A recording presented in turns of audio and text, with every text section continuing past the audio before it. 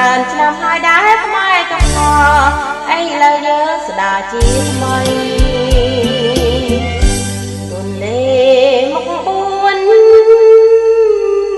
ត្រៀមខ្លួនឲ្យហើយ